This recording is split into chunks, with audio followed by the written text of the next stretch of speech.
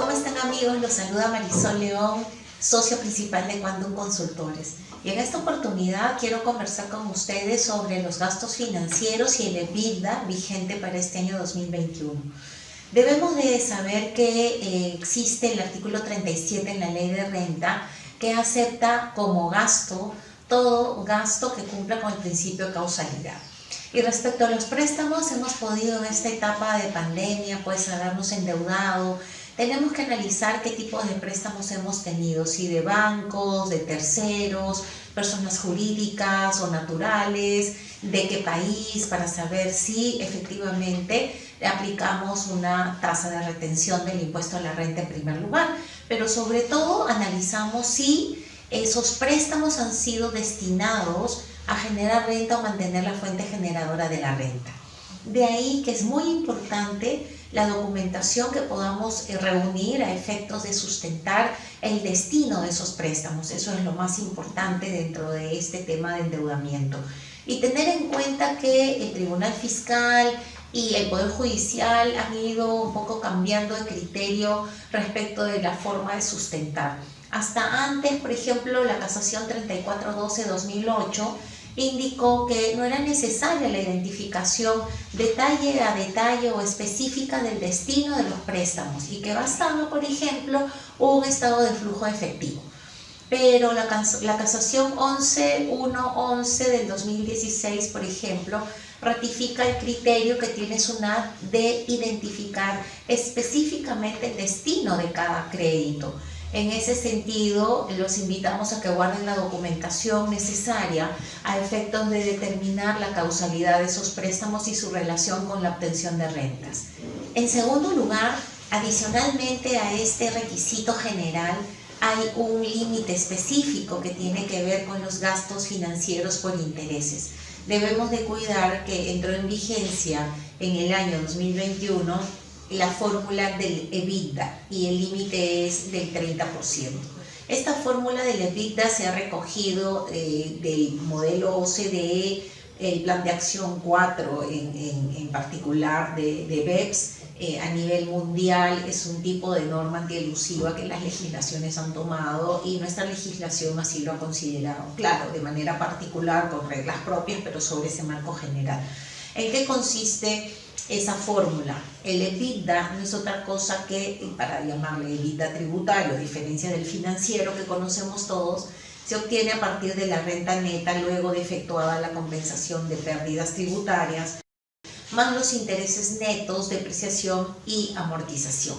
Cada uno de estos términos ha sido definido en la ley. Por ejemplo, el interés neto no es otra cosa que el monto de gastos por intereses que exceda el monto de ingresos por intereses computables para determinar la renta.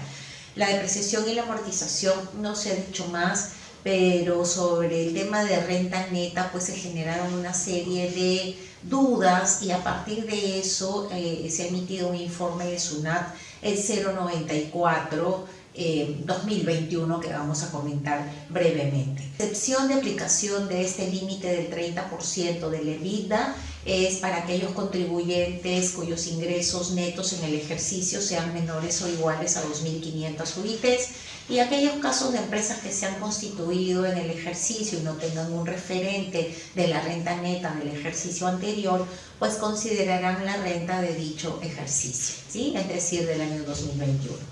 Este informe 094-2021 ciertamente ha aclarado muchas de las dudas que tenemos los contribuyentes. Podríamos estar de acuerdo o no, pero particularmente respecto de la definición de renta neta, lo que ha indicado la Administración Tributaria es aquella que resulte de aplicación de la regla dispuesta en los artículos 37 y 44 de la Ley del Impuesto a la Renta y cualquier otro artículo que influya en la determinación, y esto podría resultar positivo o negativo. Efectivamente, la renta neta se obtiene a partir de la renta bruta menos los gastos y costos computables y sin considerar los gastos que prohíbe la ley. Esto nos da a veces un resultado positivo y a veces una pérdida, así es que está confirmado que puede ser el resultado positivo o negativo. Lo otro que trae este informe es que respecto de la amortización, el inciso G del artículo 44 de la ley pues permite que podamos, respecto de los intangibles de duración limitada, amortizarlo hasta en 10 años o utilizar esto en un solo ejercicio como gasto. El informe indica que si la empresa opta por enviar todo el gasto, no se considera una amortización.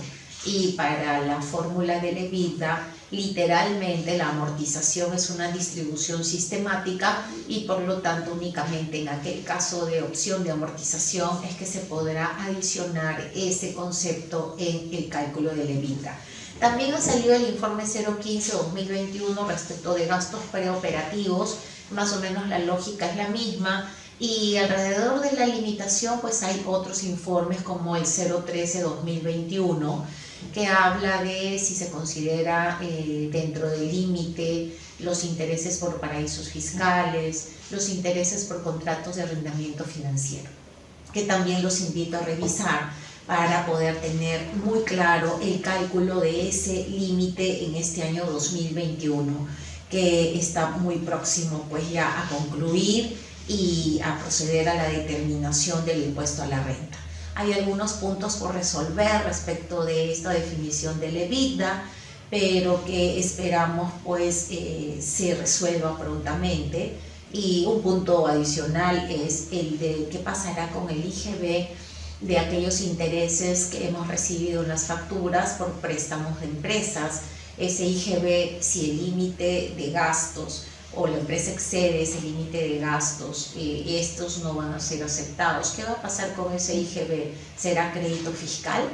Es una pregunta que nos hacemos respecto de pronunciamientos que ha tenido el tribunal y SUNAT, donde no parecen ir por el mismo sentido.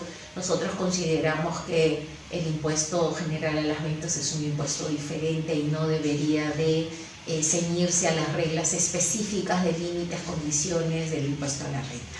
Cualquier duda que tengan, no se olviden de que nos pueden contactar para poder apoyarlos y optimizar el cálculo de su impuesto. Nos vemos en una siguiente oportunidad. Muchas gracias.